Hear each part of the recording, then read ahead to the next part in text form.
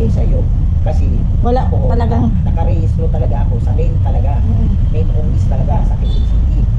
Doon, kasi doon, pag nagpunta ka doon, tatanungin kanila na tatanungin kanila yung sa akin.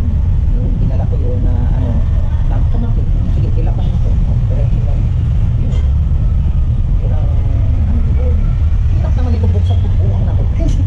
sabi kasi na Emma, try nyo kay Kuya Omar mo magtanong. Hindi rin maaano yan. Kasi wala siyang informasyon dun sa PSA. Oo. Wala, negative talaga siya. Kung meron kang yun. Meron, may kakilala ko. No? Yung kalahati yung babayaran mo. Pero kung ganyan, walang narehistro na wala siya. Sayang. Sayang. Ang binigay ng PSA sa amin, ito lang, pangalan lang niya na wala. Bali, yan, unregistered yan. Oo. Kasi, malalaman mo yan kung yan siya, nakarehistro yan, nakapile yan dun sa Minsan, pag nagkamali ka sa spelling, sa letra lang ba, ikukunin mo na. Natapos, bibigyan ka ng notice kung wala, hindi tama yung mo, sasabihin sa'yo, intact yung yung birth certificate.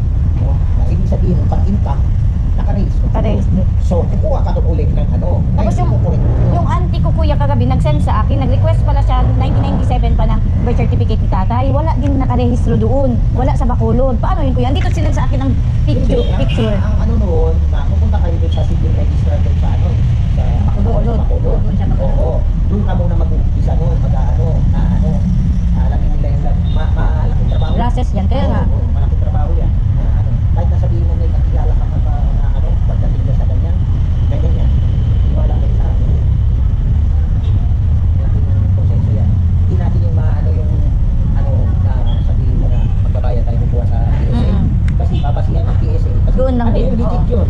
No? Kaso lang, yun sila. Fixer. Fixer yun sila. Nandiyan lang. Nandiyan. Pero pag dating sa gano'n na pagdating doon na, wala, hindi makalistro. Hindi kami Talaga siya. makakabigyan. Dalawang beses kami kumuha. Negative talaga. Sabi ko, Pag sinabing negative, uwi talaga tayo doon. kaya yun ang sabi na ma'am sa Negros nito asikasuhin kasi negative. Wala talaga siyang Mas malaking wala siyang record. Oo. Kung gusto niya mahabol, yun ang pinakamaganda.